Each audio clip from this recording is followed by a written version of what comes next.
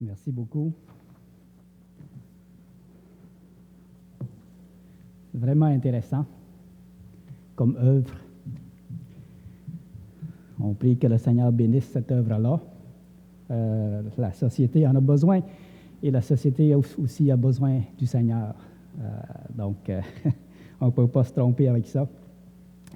Ce matin, je suis bien content parce que, premièrement, le fait qu'on soit là, tous ensemble, en présence, dans l'Assemblée, eh bien, c'est vraiment chaleureux et ça fait du bien de se voir, ça fait du bien de se parler en personne, ça fait du bien de chanter avec nos musiciens. Alors, la musique me fortifie vraiment, elle me transporte vers le trône du Seigneur. Et ça, c'est vraiment une chose essentielle, qu'on puisse être transporté vers le trône du Seigneur. Et j'ai bien aimé aussi, la même parole de chant m'a interpellé comme notre frère, là, que le Seigneur a mis des trésors dans des vases d'argile. Mais est-ce qu'on réalise c'est quoi ce trésor-là? C'est vraiment un très, très, très, très grand trésor. On pourrait l'exprimer de façon imagée, là, qu'il a mis le ciel en nous, dans des vases de terre. Il a mis le ciel dans des vases de terre, dans des vases d'argile, comme nous. C'est vraiment merveilleux. Puis quand on pense à ça, là, c'est vraiment un très, très, très, très beau cadeau, un très, très, très beau privilège qu'on a, vraiment d'être appelé des vases d'honneur dans lesquels il a mis ses trésors les plus merveilleux. OK? Les trésors les plus merveilleux, pas n'importe quel trésor. Pas une scène, pas 2 scènes, pas 1 million. C'est la vie éternelle, c'est le ciel éternel, c'est la gloire éternelle, mon ami. Moi, j'aime à dire que la gloire appartient à Dieu et l'éternité appartient à Dieu. Parce que c'est lui qui va régner éternellement sur toutes choses. Amen. Alors, ce matin, j'ai eu à cœur de vous partager sur le témoignage d'Étienne. Vous remarquez que ces temps-ci, je vous viens avec des sujets qui n'ont pas de lien ensemble. J'espère que ça ne vous a pas dérangé d'une semaine à l'autre. Et le témoignage d'Étienne, vous savez, c'est un témoignage qui m'a interpellé depuis le début de ma vie chrétienne. Je trouve ça fascinant. Lui, ainsi que l'histoire de Philippe également, je trouve ça fascinant. Mais je me suis dit, comment est-ce que je pourrais apporter ça en avant? Quel point est-ce que je vais faire ressortir pour l'édification des frères et sœurs? C'est qu'est-ce qu'on peut aller chercher dans cette histoire-là pour que ça vaille la peine qu'on puisse analyser ça ensemble à la gloire de Dieu en avant? Et ainsi de suite. Puis je ne savais pas trop comment m'y prendre. Mais finalement, voici, je me suis dit, allons-y. Il y a beaucoup de choses qui m'interpellent dans cette histoire d'Étienne, dans ce témoignage-là. Des choses uniques, selon moi, qu'on ne trouve pas ailleurs dans d'autres témoignages de la Bible. On va voir ensemble. En résumé, là, j'aurais pu titrer le message de ce matin de plusieurs manières, puis mettre de l'accent sur différents aspects. Mais je pense que ce qui englobe tout ce que je veux présenter, c'est tout simplement le témoignage d'Étienne. Comment que lui a rendu témoignage à la personne du Seigneur Jésus-Christ lui-même. En résumé, ce qu'on va voir ensemble, c'est des des parallèles flagrants entre la personnalité d'Étienne et la personnalité de Christ. J'ai même mis en parenthèse le témoignage d'Étienne, j'ai mis en parenthèse comme Christ. C'est dans cette histoire-là que je vois des exemples vraiment qui reflètent pas mal la personnalité de Jésus à travers la personnalité d'Étienne. Et on va le lire ensemble, on va analyser ça ensemble. Seigneur notre Dieu, notre forteresse et notre libérateur, Seigneur, tu es grand et puissant et nous sommes ici ce matin, Seigneur Dieu, pour te rendre gloire, pour élever ton Saint-Nom, pour sonder ta parole, être fortifié par toi, guidé par toi, Seigneur Dieu, et pour qu'on puisse toujours continuer à avancer dans tes voies, nous approcher toujours davantage de toi, te ressembler toujours davantage, Seigneur Dieu. Et aussi, ce que nous voulons, c'est que ta parole soit prêchée dans le monde entier et que tout homme te connaisse, entende ta parole et puisse faire le choix de t'accepter comme étant leur Seigneur, leur Sauveur et leur Maître pour l'éternité. C'est là qu'il y a quelque chose de bien pour l'homme. Nous te remercions, Seigneur Dieu. Et puisses-tu bénir la parole, ce message que nous allons partager ensemble, Seigneur. Tu sais très bien que je ne sais pas vraiment par où commencer et comment faire refléter ta magnificence à travers cette parole-là, mais par ton Esprit Saint, les choses peuvent se faire à ta manière et pour ta gloire. Alors, béni sois-tu, Seigneur. Amen. Tournez avec moi dans Acte 6. Nous allons lire ensemble tout le chapitre et il y a 15 versets. Si deux frères ou sœurs peuvent lire à voix forte, chacun peut-être 7 ou 8, ça va peut-être m'économiser un peu la voix avant de commencer. Donc, à partir du verset 1 jusqu'au verset 15, là, peut-être 7 ou 8 chaque.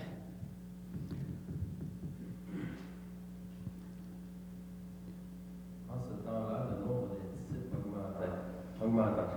Les hellénistes murmurèrent contre les Hébreux, parce que leurs veuves étaient négligées dans la distribution qui se faisait chaque jour. Les 12 convoquèrent la multitude des disciples et dirent: Il n'est pas convenable que nous laissions la parole de Dieu pour servir aux tables.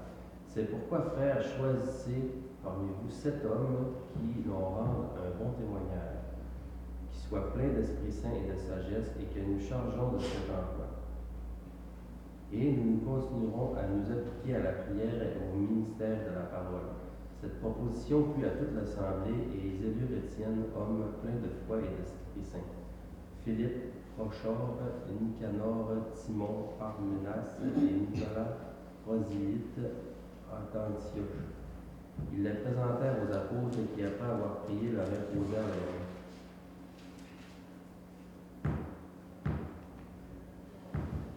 La parole de Dieu se répandait de plus en plus. Le nombre des disciples augmentait beaucoup à Jérusalem, et une grande foule de sacrificateurs obéissait à la foi. Étienne, plein de grâce et de puissance, faisait des prodiges et de grands miracles parmi le peuple. Quelques membres de la synagogue, dites aux affranchis, de celle des Cyréniens et de celle des Alexandrins, avec des Juifs de Cilicie et d'Asie, se mirent à discuter avec lui. Mais ils ne pouvaient résister à sa sagesse et à l'esprit par lequel il parlait. Alors, ils subornèrent des hommes qui dirent: Nous l'avons entendu proférer des paroles blasphématoires contre Moïse et contre Dieu. Ils murmurent le peuple, les anciens et les scribes. Ils se jetèrent sur lui, ils le saisirent et l'emmenèrent au sans hydrin, sans hydrin, sans hydrin, en tout cas.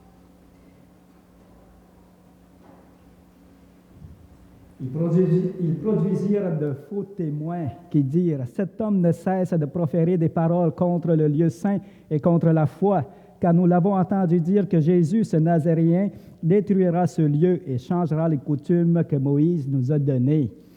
Tous ceux qui siégeaient au Sanhédrin, ayant fixé les regards sur Étienne, son visage leur parut comme celui d'un ange. Et le souverain sacrificateur dit: les choses sont-elles ainsi? Et Étienne répondit: homme, frère et père, écoutez. Et là, Étienne va commencer à raconter toute l'histoire, va faire un grand résumé de l'histoire de l'Ancien Testament à partir de l'histoire d'Abraham et ainsi de suite. Et on verra après comment il a terminé son discours dans Acte 7, le verset 51. Si vous tournez avec moi, il dit ceci: hommes au cou raide, incirconcis de cœur et d'oreille, vous vous opposez toujours au Saint-Esprit, ce que vos pères ont été, vous l'êtes aussi. Alors, c'est comme si Étienne, juste pour continuer dans cet aspect-là, Étienne leur a rappelé tout ce que Dieu a fait pour Israël, tout le témoignage qu'il a donné et tout ça. Et il finit son discours en disant: vous vous rébellez toujours contre la parole. Étienne, en fait, prenait la parole de Dieu à témoin contre ces hommes qui se sont rébellés contre le Seigneur. Et dans cette histoire-là, ce qui est frappant, c'est comment que Étienne a été rempli du Saint-Esprit et que je ne vois pas dans aucun autre personnage du Nouveau Testament. Il était rempli du Saint-Esprit comme de façon unique à mon avis. Et malgré tout, malgré son témoignage frappant, on voit comment que le cœur des scribes et des anciens était endurci. OK? C'est comme la lumière qui a été mise en face des ténèbres. Étienne a rendu un grand témoignage à la lumière. Malgré tout, les ténèbres ont résisté. Et ça, c'est frappant. Comment Étienne a été rempli du Saint-Esprit? Dans le verset 5, il dit: ils élurent Étienne, homme plein de foi et d'Esprit Saint. OK? Dans le verset 8, il dit ceci: Étienne, dans Acte 6, Acte 6, le verset 5, maintenant le verset 8, Étienne, plein de grâce et de puissance, faisait des prodiges et de grands miracles parmi le peuple. Alors, on voit ici, ça fait penser à la personne de Christ quand il est dit que le Seigneur grandissait en sagesse et en grâce devant Dieu et devant les hommes. Et dans Luc chapitre 24, ça dit qu'il était, au dire des disciples, les disciples disaient de Jésus qu'il était puissant en parole et en action.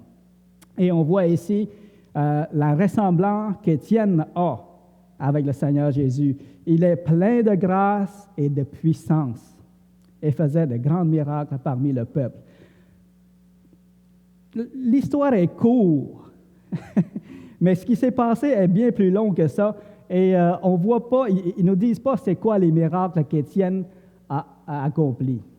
Okay? Mais ce que ça dit ici, c'est qu'il a accompli de grands miracles. Il était revêtu de la puissance d'en haut. Il était revêtu de la puissance d'en haut et il était plein de grâce. Et autre chose aussi qui ressemble beaucoup au Seigneur Jésus, le verset 10, le verset 9, je peux lire le verset 9. Quelques membres de la synagogue dite des affranchis, de celle des Cyréniens, et de celle des Alexandrins avec des Juifs de Cilicie et d'Asie, se mirent à discuter avec lui, mais ils ne pouvaient résister à sa sagesse et à l'esprit par lequel il parlait. Moi, ça me fait penser au Seigneur Jésus. Tout le temps qu'il était sur la terre, il avait parlé avec sagesse et on essayait de lui coller des bonnes, puis des pommures, des vertes, et ainsi de suite. Mais Jésus a toujours répondu avec sagesse et il les a toutes bouchées. Il ne pouvait rien dire contre le Seigneur Jésus puis contre ses œuvres. Mais ici, de façon très résumée, encore une fois, il ne dit pas c'était quoi cette discussion-là, c'était quoi les paroles qu'Étienne a utilisées, c'est quoi l'école qu'on lui a mis. Mais ce qu'il nous dit, c'est qu'ils avaient des discussions, puis Étienne les a toutes faites boucher. Ils étaient bouche bée. Ils ne pouvaient rien dire contre la sagesse d'Étienne. Ils ne pouvaient pas parler, ils ne pouvaient pas s'en sortir. Mon ami, moi je trouve que c'est une sagesse incroyable qui est exprimée ici, même en peu de mots, parce que si on avait tous les discours, toute la discussion qui avait eu lieu, je pense qu'on pourrait voir la sagesse plus en détail, mais il est résumé ici que sa sagesse était irrésistible. Mon ami, moi j'aimerais ça avoir cette sagesse-là. J'aimerais ça avoir cette sagesse-là. Quand j'étais jeune chrétien, je me disais que, accomplir des miracles comme que les apôtres le font, c'est hot. Puis en tant que jeune chrétien, j'étais comme à m'attacher à des choses hot. Mais Dieu ne s'attache pas aux choses hot. Okay? Dieu s'attache à la vertu. Dieu s'attache comme notre frère dit, à l'obéissance, à la fidélité. Parce que celui qui excelle dans ces choses-là est un homme parfait. Okay? Celui qui pratique l'amour, la douceur, la justice, la tempérance, et ainsi de suite. Celui qui est fidèle, en mettant tout ça en pratique, il devient parfait. Quelqu'un n'est pas parfait en accomplissant des miracles. OK? Alors, maintenant, ce que j'aspire personnellement, c'est d'être rempli de sagesse. De pouvoir défendre la parole de Dieu de façon la plus sage possible, de façon à ce que personne ne peut contredire la parole. Puis, je suis loin de ça encore, mais je trouve ça très, très, très, très inspirant qu'un homme comme Étienne, le Seigneur a manifesté en lui cette sagesse-là qui est irrésistible. Et dans le verset 15, ça dit ceci: « Tous ceux qui siégeaient au Sanhédrin, ayant fixé le regard sur Étienne, son visage leur parut comme celui d'un ange. » Alors, le Seigneur a mis le comble, le Seigneur a rendu témoignage à Étienne devant les scribes et les anciens pour dire que cet homme-là, c'est vraiment quelqu'un qui marche selon... mais c'est un serviteur de Dieu qui est là pour rendre témoignage à la lumière, pour prêcher la parole de Christ. On voit ici que c'est un autre parallèle au Seigneur Jésus-Christ qui a eu la transfiguration. Il y a aussi Moïse que son visage a transfiguré, mais Étienne, pareillement, son visage était transfiguré devant ses ennemis. Et ça n'arrive pas beaucoup à tout le monde. Ça n'arrive pas à tout le monde. C'est comme dans le Nouveau Testament, c'est comme la seule personne, à part le Seigneur Jésus, avec qui Dieu a fait une chose comme ça. Et tantôt, quand on a lu Acte 7, le verset 51. Ici, on voit une parole qu'on n'entend pas de la bouche d'aucun autre personnage du Nouveau Testament. Homme au cou raide, incirconcis de cœur et d'oreille, vous vous opposez toujours au Saint-Esprit. Ce que vos pères ont été, vous l'êtes également. Ça fait penser à qui? Qui parle de même dans le Nouveau Testament? C'est Jésus. C'est Jésus. Puis à part d'Étienne, il n'y en a pas d'autres. Il n'y a pas une autre personne qui parle comme ça. Puis, à part le Seigneur Jésus, là. Puis Étienne, il a vraiment été rempli du Saint-Esprit au point d'avoir ce courage-là pour s'adresser à ces hommes d'autorité-là, de cette façon-là. Puis, on voit dans l'Ancien Testament, les prophètes ont parlé comme ça. Mais c'est de la part de Dieu, c'est Dieu qui leur dit de dire ça comme ça. Mais ici, c'est Étienne, rempli du Saint-Esprit, leur parle de cette façon-là, les dénonce. Et il n'a pas été il n'a pas été doux, comme on pourrait dire, mais pas parce qu'il manquait de douceur. On sait qu'il y a eu des discussions avec eux autres auparavant, et que malgré tout, malgré toute la sagesse qu'il avait, malgré les grands miracles qu'il accomplissait, ces gens-là résistaient toujours à la volonté de Dieu. Alors, pour finir, Étienne a dû vraiment prendre la parole de Dieu à témoin contre eux, qu'eux, ils ont le cou raide. Ils sont incirconcis de cœur et d'oreille et ils s'opposent au Saint-Esprit. Ce qui me fascine dans cette histoire-là, c'est la façon dont Étienne a été rempli du Saint-Esprit. Jusqu'à quel point il était rempli du Saint-Esprit pour faire ces choses-là de façon extraordinaire, que je ne vois pas dans aucun autre apôtre ou personnage du Nouveau Testament. Alors pour moi, c'est vraiment extraordinaire la manière comment il est rempli du Saint-Esprit, et c'est ça que je voulais partager avec vous. Puis je me suis dit, c'est quoi être rempli du Saint-Esprit?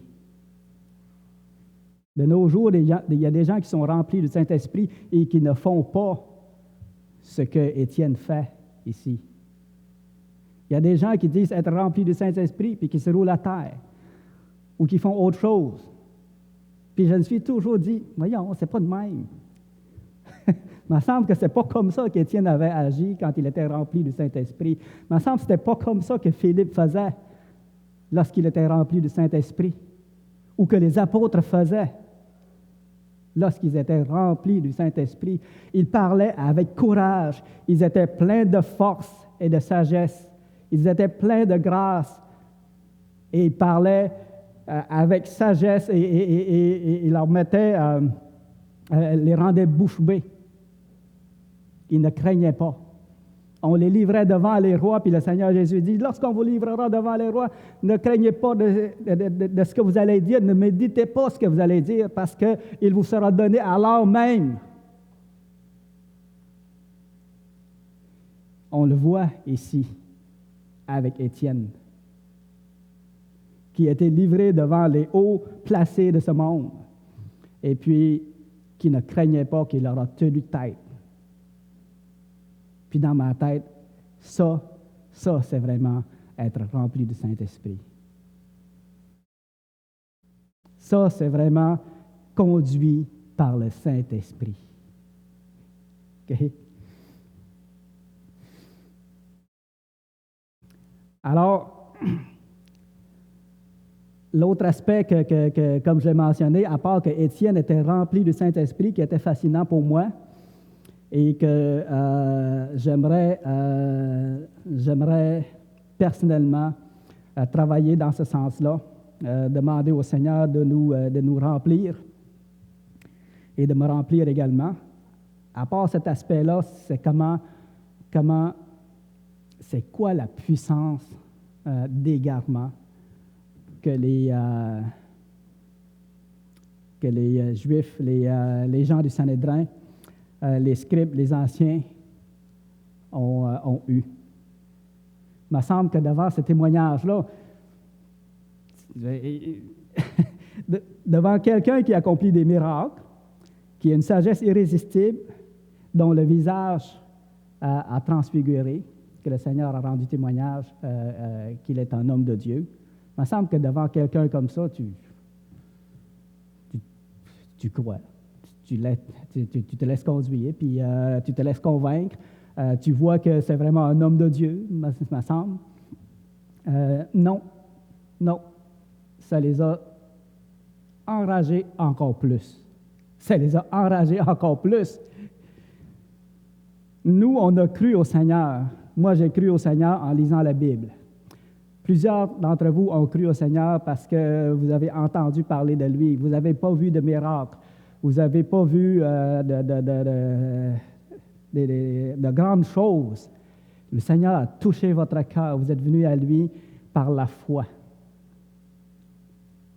Mais ces gens-là, non seulement qu'il y avait une nuée de témoins dans l'Ancien Testament, depuis l'histoire d'Abraham jusqu'à là où Étienne a mentionné, en plus de ce qui se passait, que le Seigneur Jésus a accompli de grands miracles, enseignait la sagesse, faisait de grandes choses avec les apôtres qui ont pris la relève, qui étaient remplis de Saint-Esprit eux aussi. Ils parlaient en langue et la parole de Dieu commençait à se répandre dans toute Jérusalem. Et non seulement les apôtres, mais aussi les disciples, ainsi que les diacres. Alors, avec tout ce témoignage-là, ils sont restés durs de cœur. Durs. Ils résistent à la parole de Dieu. Ils persistent à rester ennemis de la parole, que je pourrais dire. Alors, imaginez, c'est quoi cette puissance d'égarement-là qu'ils ont? Imaginez. Autant qu'Étienne a brillé par le Saint-Esprit, autant qu'eux ont été remplis de ténèbres. Alors, moi, l'histoire d'Étienne, là, c'est l'histoire de la lumière et des ténèbres qui se rencontrent face à face et qui résistent. Wow!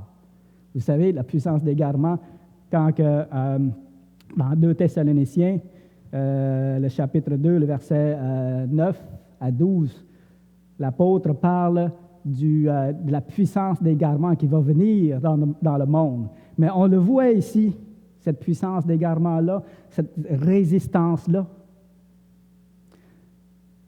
On le voit. Et c'est incompréhensible. C'est incompréhensible. Ces deux opposés-là qui se rencontrent.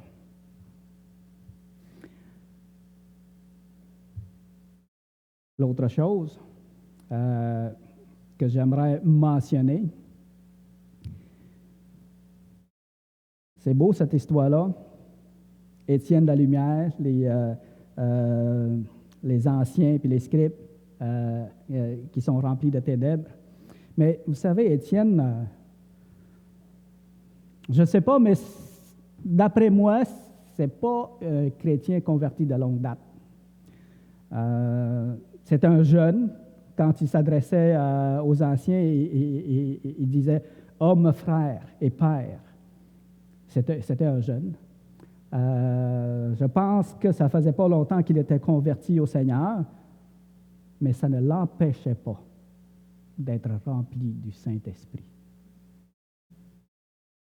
Okay? Ça, c'est un autre fait qui est bon de réfléchir là-dessus. Ça ne l'empêchait pas d'être rempli du Saint-Esprit et à ce point rempli du Saint-Esprit.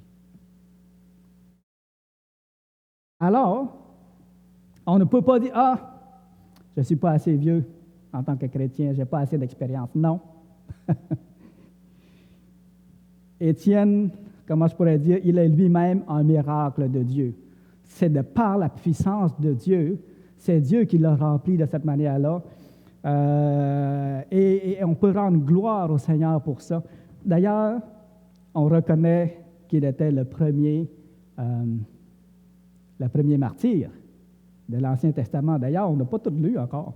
Il reste, il reste jusqu'au verset Acte 7, le verset 54. On pourrait finir de lire. En entendant ces paroles, ils étaient furieux dans leur cœur et ils grinçaient des dents contre lui. Mais Étienne, rempli du Saint-Esprit, fixait le regard vers le ciel, vit la gloire de Dieu et Jésus debout à la droite de Dieu. Une grande grâce qui lui a été donnée. On voit comment cet homme-là a été proche de Dieu, comment il était rempli du Saint-Esprit et de la parole, puis comment il était rempli d'amour dans son cœur. On voit comment il était consacré. Et il dit, « Voici, je vois les cieux ouverts et le Fils de l'homme debout à la droite de Dieu. » Ils poussèrent alors de grands cris en se bouchant les oreilles. Ils se précipitèrent tous ensemble sur lui, mon ami, au lieu de dire, « Wow, tu es un homme de Dieu. Wow, tu représentes, tu reflètes la personne de Christ. Tu reflètes son œuvre. On te croit. Ce que tu dis est vrai. » Non, non, non. Ils ne disent pas ça. Ils poussèrent de grands cris en se bouchant les oreilles. Ils se précipitèrent tous ensemble sur lui, le traînèrent hors de la ville et le lapidèrent.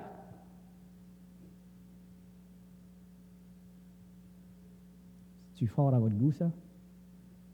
C'est-tu assez puissant, ça, comme puissance d'égarement, comme dureté de cœur? Après tout le témoignage frappant qu'ils ont vu en lui, toute la sagesse qu'ils ont vue en lui, les témoins déposèrent leurs vêtements aux pieds d'un jeune homme nommé Saul. Il va devenir Paul plus tard. Et ils lapidèrent Étienne, qui priait et disait, « Seigneur Jésus, reçois mon esprit. » Puis s'étant mis à genoux, il s'écria d'une voix forte, « Seigneur, ne leur impute pas ce péché. » Et après ces paroles, il s'endormit. Ça nous fait penser à une autre parole que le Seigneur Jésus a mentionnée. Hein? Le Seigneur Jésus, sur la croix, il dit, « Pardonne-leur, parce qu'ils ne savent pas ce qu'ils font. » Alors, malgré toute l'opposition qu'il a eue, qu'il a connue dans cet épisode-là de sa vie, malgré qu'il savait qu'il était haï par ces gens-là, il leur a témoigné de la puissance de la parole de Dieu et de la vérité, et à la fin, étant lapidé, il priait pour ceux qui le lapident.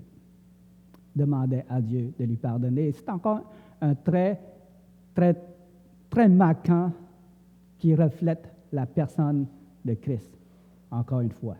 OK? Alors, revenons à ce qu'on disait tantôt. Étienne, qui était jeune, on voit quand même que c'était quelqu'un qui connaissait la parole de Dieu, qui connaissait l'histoire.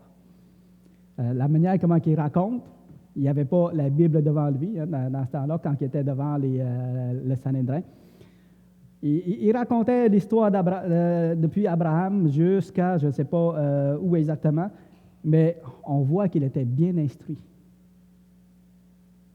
Qu'il était bien instruit dans l'Ancien Testament. Et il a été rempli du Saint-Esprit. Alors, que faut-il faire? La question que j'aimerais en venir, là, Que faut-il faire pour être rempli du Saint-Esprit? C'est beau, cette histoire-là. Et on est tous appelés à être remplis du Saint-Esprit, remplis de sagesse, remplis de force, remplis de hardiesse, comme lui a été. Mais que faut-il faire? C'est sûr que ce n'est pas en s'éloignant du Seigneur qu'on va être rempli du Saint-Esprit. Ce n'est pas en attristant le Saint-Esprit non plus, mais plutôt en s'approchant toujours davantage de lui. Le Seigneur Jésus, dans Jean 15, il dit, « Si vous demeurez en moi et que ma parole demeure en vous, » il dit, « Demandez ce que vous voudrez et il vous sera accordé. Mais si vous demeurez en moi et que je demeure en vous, vous porterez beaucoup de fruits. Car sans moi, vous ne pouvez rien faire. »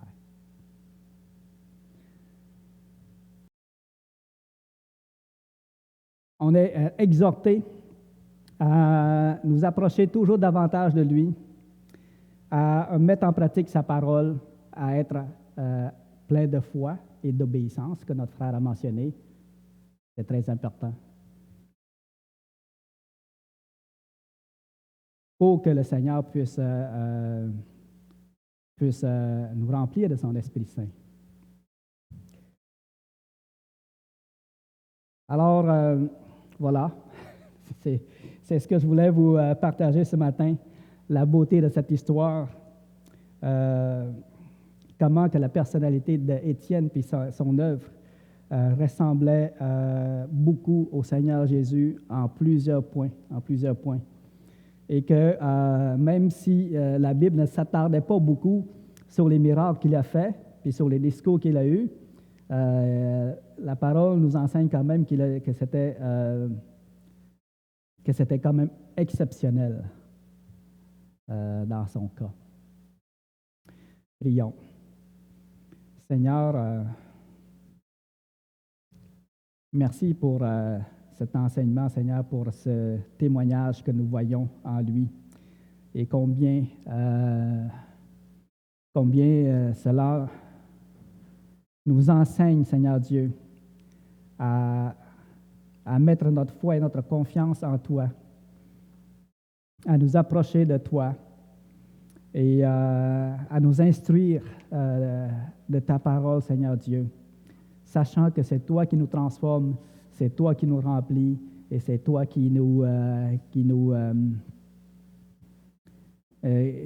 fait en sorte que on te ressemble toujours davantage, Seigneur.